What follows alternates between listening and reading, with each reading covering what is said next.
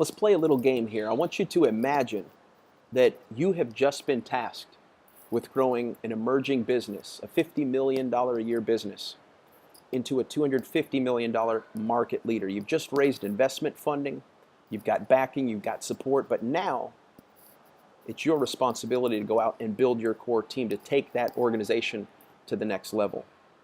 So you've got this amazing opportunity to surround yourself with a team of leaders. And if you do the right things, if you hire the right people, if you build the right environment, you can transform vision into reality and positively impact so many lives. But if you hire the wrong team, everybody fails. So I want you to imagine for a second, you're building out your core team. Now, imagine that you've got multiple finalist candidates and that each of them has the exact same experience, education, and skills. So in today's day and age, it's not hard to find people who can get the job done. It's not hard to find people with those things.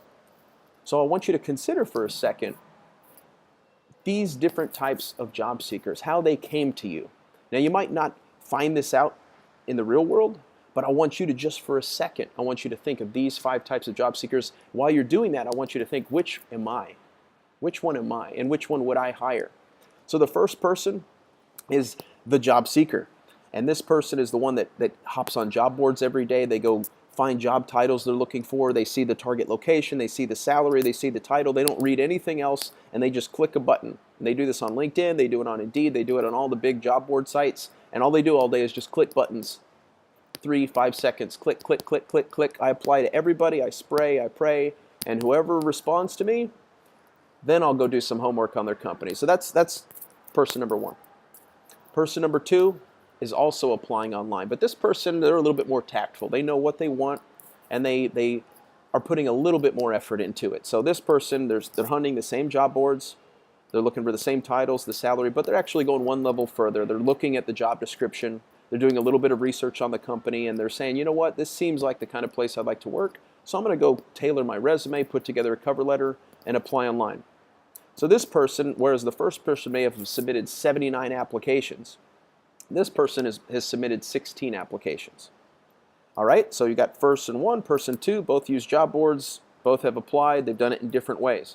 Person 3 is the person who was actually employed. They were content, they enjoyed what they were doing, and a recruiter got in their database, they got online, they started searching resumes, they started searching LinkedIn, they found some keywords, this person seems like they can get the job done, so they contacted them and several other people.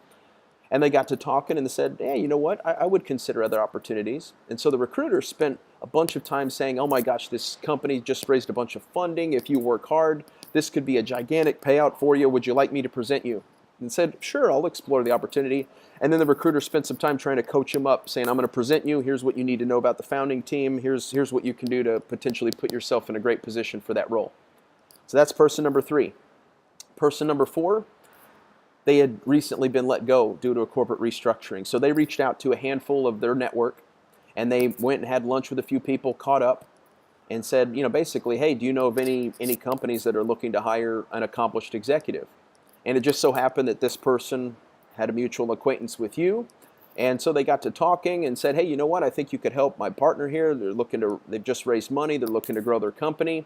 I think you can do it. Let me tell you a little bit about this person, and I'm going to go ahead and I'm going to make an introduction for you. But here's what you need to know so that you can put yourself in a good position. So that's person number 4. Candidate number 5 actually contacted you directly. Of all the people they could reach out to, they reached out to you directly, and they expressed an interest in learning, how did you get your company started? What have you done to be successful to this point? And then they sat down and they took time to actually get to know you, your leadership philosophies, your formula for success. And then they started asking you, well, what are your goals? Where are you looking to take this thing? You've been successful, but what's next? What are those milestones? So they identified the fact that you're looking to grow this business over 3 years and achieve that level of return on investment. But they didn't stop there. They started asking questions to scope, well, what are you doing today? What's your strategy? What's the market look like? They spent a little bit of their own time without even being paid, without even being asked, to go build a strategy, to build a game plan. And they came back to you and said, hey, if you do this and this and this, which you're already doing a couple of these things, but you also do this and this and this, I believe we can help you get your goal, and we can actually surpass that expectation, and here's exactly how we're going to do it. And by the way, I've done this in the past, and here's how I did it. I did the exact same process. I can do it for you. Here's what I need. Are you interested? Now, I want you to ask yourself, which of those 5 types of people are you? And if you had the opportunity and you knew the background of each of them, which of those 5 types of candidates would you want to partner with? Now, in case this answer isn't obvious to you, we surveyed 1,000 CEOs and entrepreneurs and we asked them the same question, and it was essentially unanimous. So for those of you who, hey, it doesn't matter how I found the opportunity, I would hire the best person. Well, I told you, education, experience, skills, they all can get the job done. Which person would you invest in? Now, the truth is that about 65% of everyone watching this video is that job seeker who's just click, click, click, click, click, click, click, whatever responds, then I'll put a little bit of time into it. That person's just hunting for a paycheck. Maybe you're frustrated because, by the way, doing all this stuff, you really don't have a lot to show for it when you put all this time. But person 2 is maybe about 20%. 20% of the job seekers out there at the executive level actually doing a little bit of homework, making sure it's a good fit, putting their best foot forward. But they're still sending it out to 17 different companies to try to find the one that'll give them the job. Person 3, about 10% are going to be hired because they were found by a recruiter. So a lot of you are out there going, man, I want to do this and do that so recruiters can find me. That doesn't happen that often. And again, which one would you hire? The one who had to be convinced or the one who found me on their own? Personal recommendation, hey, we all know relationships are very, very powerful. But a relationship is a relationship. It's not necessarily the best business solution. So about 0.01% of the market actually is the passionate problem solver. And very few people in today's day and age are willing to put in that time. Very few people are willing to go above and beyond. Very few people are focused on building relationships and getting to know people and their leadership philosophies and then developing solutions. Most of people are actually entitled. What's the quickest, easiest way I can find a job? Who's going to give me a paycheck? As if it's some sort of charity. But when you actually put that entrepreneur or CEO hat on and you go, you know what? This paycheck, this salary, I can't just go find the first person who's qualified. I can't hire you just because you say you're a servant leader. I can't hire you just because you have a bunch of experience and an MBA. Why should I invest in you? So you need to start to ask yourself that question. And if you really want to be in that 0.01%, I'm here to tell you that when you switch from the career lottery, all these transactions, impersonal, I'm going to take whatever I can get. And that approach is very inefficient. It's very frustrating. It restricts your options. It doesn't allow you to showcase your leadership and solutions to the people who need you most.